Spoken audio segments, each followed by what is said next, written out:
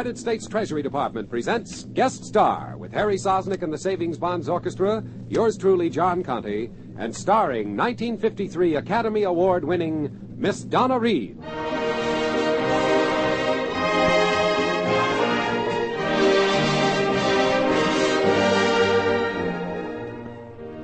How do you do, ladies and gentlemen? This is John Conte, your host for Guest Star, a transcribed feature for Savings Bonds, presented as a contribution of this station in the public interest. Saving is simpler than you think when you buy savings bonds through the payroll savings plan at work. Make your savings automatic and sure. Join the payroll savings plan today. Let's set the mood with Harry Sosnick leading the Savings Bonds Orchestra in his own arrangement of Paris.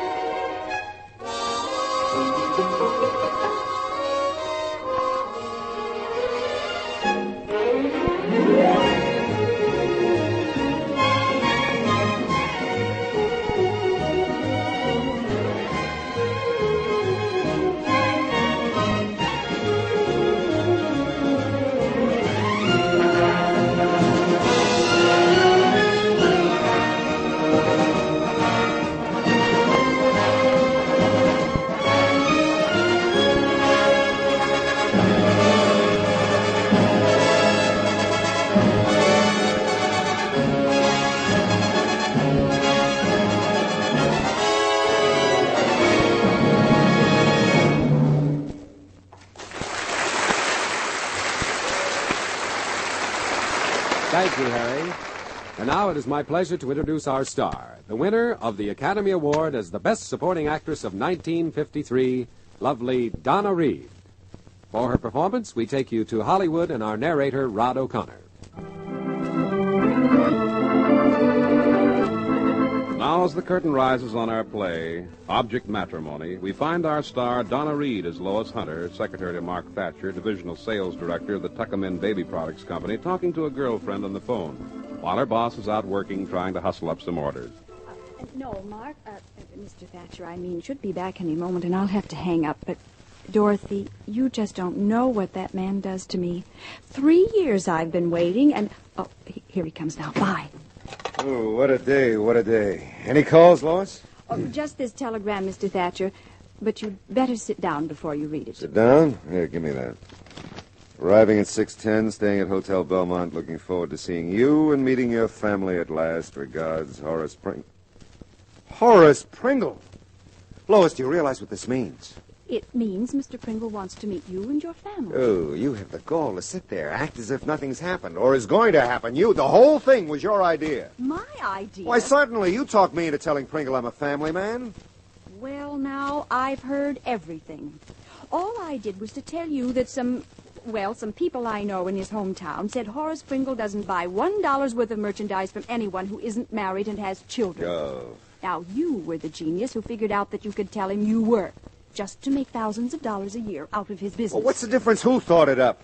Pringle's account is worth thousands to this company, and if I lose it now, off goes my head. Right here. Fired. tossed out into the street. Now, calm down, Mr. Thatcher. Huh? I admit it's bad, but it isn't too bad. No? No. If you need a wife for one evening, you can call the escort bureau and hire one. Of course, with the child labor laws we have, I don't exactly know what you'll do about 5 children you told him you had. And, Mr. Thatcher, don't you dare think what you're thinking. Oh, but I am, Lois. I'll even say it. You helped get me into this mess, and you're going to help get me out. For tonight, you're going to be Mrs. Mark Thatcher.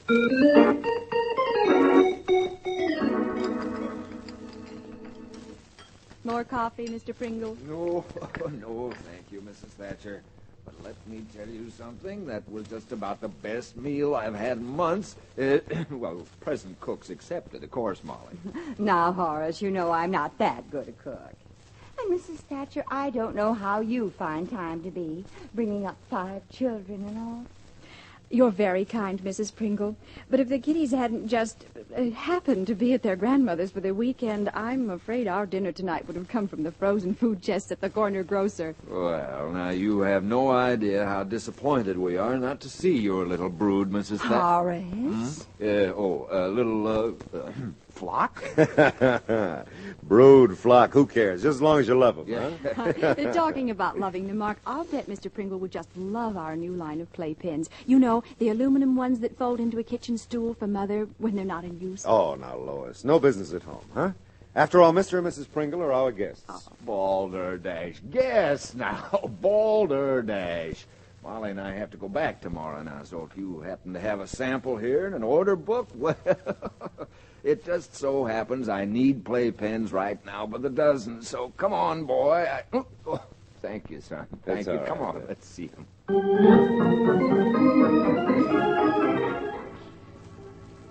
Lois, I'll have to hand it to you. Oh, old Balderdash never even suspected we weren't married. And what an order the old boy gave me, huh? Well, maybe the dinner relaxed him and put him in a good frame of mind. He had doubles on everything. Well, so did I.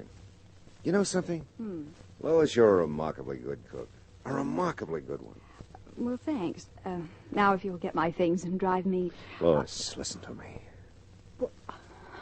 How can I? You're squeezing me so tight. I can't hear a thing. I'm a fool. I never realized it before. Not only do I like you around the house, but I love you. Darling, you will marry me, won't you? Oh, Mark, I've loved you for 3 years, and Good heavens. I just thought of something. If we get married now, the Pringles will find out, and then he'll know you've been lying to him all this time. Yeah. If I lose his account, well, let him fire me. I don't care. You're worth more to me than any job in the whole world. Oh, thank you, darling. And now, well, let's make a clean breast of it by going down to the hotel and telling the Pringles the plain, unvarnished truth. So, you deliberately lied to me just to get my business. Yes, sir, I did. And if you want it, here's your order back. Mark and I are getting married, even if he loses his job and we starve to death. Well, now it's about time, Lois. It certainly is. Took me 3 years to land him, Uncle Horace. Well, I never, Uncle Horace. That's right. Mrs. Pringle is my mother's sister, Molly. I've been framed. To fare thee well. But right here in front of witnesses, if you want to get out of it, now's your chance. But after loving you for 3 years and not even getting a tumble, I just took the bull by the horns. I'm glad you did. I'm glad, too. It isn't every man who wants to marry a lady bull thrower. Oh, but what a beautiful one. And I hope all 5 children look just like their mother. 6, Mark, on one condition. Condition? That you don't get sentimental and insist on naming the first boy after my uncle, Horace Pringle Thatcher. That's more than any self-respecting mother could stand.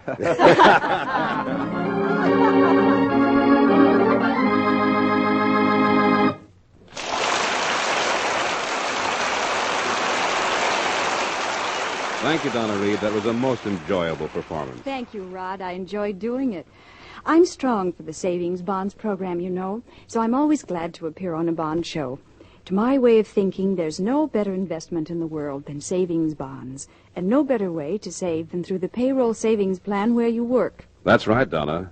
Payroll savings makes your saving automatic and regular. And take it from me, Rod, that's the secret of success. It doesn't matter how much you save each payday, it's the idea of saving something every week. And when your employer does the saving for you, sets the money aside for bonds before you ever see it, well, it's a pretty painless proposition. Yes, Donna, and before you know it, you've got a flying start on those plans for the future. That college education for the children, or that new home you've dreamed about, or funds for your own retirement. Savings bonds pay a fine return, too, 3% compounded semi-annually when held to maturity. And you have the privilege of holding your Series E bonds at interest for as long as 10 years beyond maturity. Friends, may I suggest that you invest in your own future security by saving regularly in the United States savings bonds. Thank you, and goodbye. Thanks again, Donna Reed, for being our guest.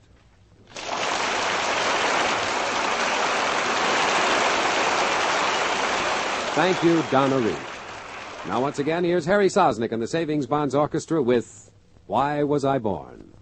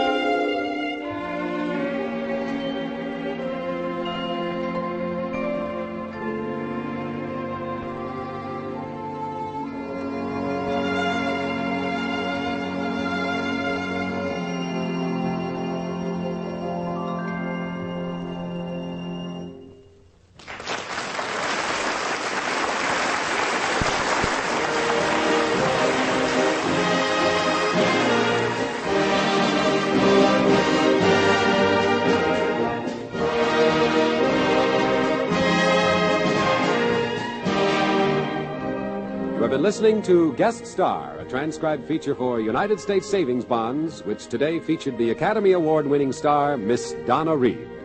The supporting players were Gerald Moore, Olan Soule, and Isabel Jewell. The narrator was Rod O'Connor, and the play was directed by Louis Graff. The time for this program is donated by this station every week in the public interest. The Treasury Department thanks your station and Miss Reed for their contribution to the Savings Bonds program. Next week, we'll have another famous guest and more good music by Harry Sosnick and the Savings Bonds Orchestra, so we hope you'll be on hand. Meanwhile, this is John Conte saying so long and reminding you that you can continue earning interest on your maturing E-bonds at the rate of 3% compounded semi-annually.